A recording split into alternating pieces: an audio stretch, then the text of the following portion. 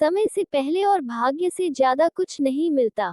सेठ दीनदयाल जी के पास काफी दौलत थी और सेठ जी ने उस धन से निर्धनों की सहायता की, अनाथ आश्रम एवं धर्मशाला आदि बनवाए।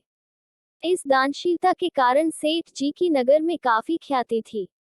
सेठ जी ने अपनी बेटी की शादी एक बड़े घर में की थी, परंतु बेटी के भाग्य में सुख न होने के कारण उसका पति जुआरी, शराबी, सट्टेबाज निकल गया, जिससे सब धन समाप्त हो गया। बेटी की यह हालत देखकर सेठानी जी रोज सेठ जी से कहती कि आप दुनिया की मदद करते हो, मगर अपनी बेटी परेशानी में होते हुए उसकी मदद क्यों नहीं करते हो। सेठ जी कहते कि भाग्यवान जब तक बेटी दामाद का भाग्य उदय नहीं होगा, तब तक मैं उनकी कितनी भी मदद करूं तो भी कोई फायदा नहीं। जब उनका भाग्य उदय होगा, तो अपने आप सब मदद करने को तैयार हो जाएंगे। परंतु माँ तो माँ होती है, बेटी परेशानी में हो तो माँ को कैसे चैन आएगा। इसी सोच विचार में सेठानी रहती थी कि किस तरह बेटी की आर्थिक मदद करूं। एक दिन सेठ जी घर से बाहर गए थे कि तभी उनका दामाद घर आ गया।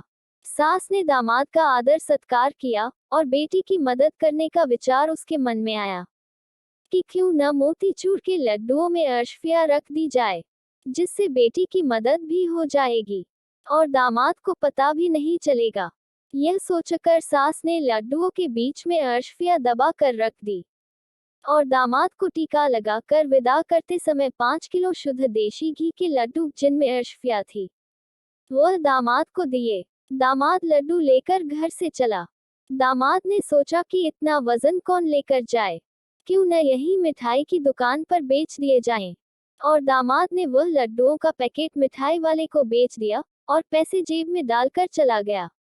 उधर सेठ जी बाहर से आए तो उन्होंने सोचा घर के लिए मिठाई की दुकान से मोतीचूर के लड्डू लेता चलूं, और सेठ जी ने दुकानदार से लड्डू मांगे।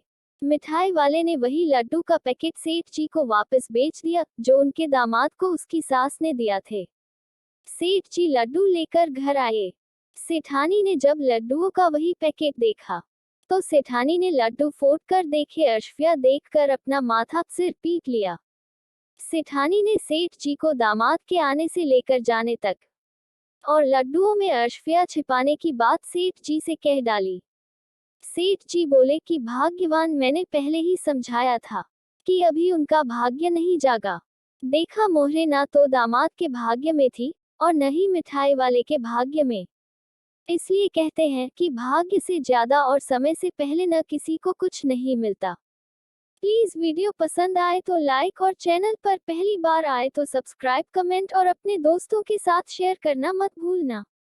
समय से पहले भाग्य से ज्यादा कुछ नहीं मिलता। भवानी मंदिर में चल रही भागवत कथा का शुभारंभ छठे दिन समता रानी ने दीप प्रज्वलित करके किया। समता रानी ने कहा कि मनुष्य को धार्मिक कार्यों में रुचि लेते हुए इस प्रकार के आयोजन करवाते रहने चाहिए। भागवत कथा से जहां मनुष्य के मन को शांति मिलती है, वहीं मनुष्य की धार्मिक कार्यों में रुचि भी बढ़ेगी। कथा को आगे बढ़ाते हुए संत करुणदास महाराज ने कहा कि भागवत कथा के महात्म में आत्मदेव ब्राह्मण का विवरण आता है कि जिसके पास दुनिया के सब सुख थे लेकिन कोई संतान नहीं थी, और इसी दुख से जब वो आत्महत्या करने चले तो उन्हें एक संत ने रोक लिया। बहुत समझाया कि समय से पहले भाग्य से ज्यादा कुछ नहीं मिलता, तब भी वे ब्राह्मण नहीं माने। फिर संत ने एक फल दिया और उस फल को उसकी पत्नी ने गाय को खिला दिया और अपनी बहन से उसकी संतान ले ली। वो संतान जो कि बहुत दुष्ट निकली और गाय से जो संतान हुई वो धर्मात्मा हुई। उन्होंने कहा कि गाय की संतान और बहन से जो संतान ली उसका नाम धुंधकारी रखा। धुंधकारी से तंग आकर ब्राह्मण विरक्त होकर घर से निकल गए और गोकर्ण तीर्थ यात्रा पर चले गए। दो संतानें होने पर भी भाग्य में सुख नहीं मिला। महाराज ने कहा कि धुंधकारी महापापी था, अपनी मां को कुएं में गिराकर मार दिया और वैश्याओं को घर ले आया, और एक दिन वैश्याओं ने उसको धोखा दिया और उसे मारकर उसका सारा धन लेकर निकल गई।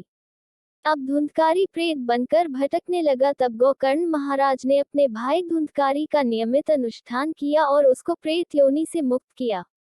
प्लीज वीडियो पसंद आए तो लाइक और चैनल पर पहली बार आए तो सब्सक्राइब, कमेंट और अपने दोस्तों के साथ शेयर करना मत भूलना।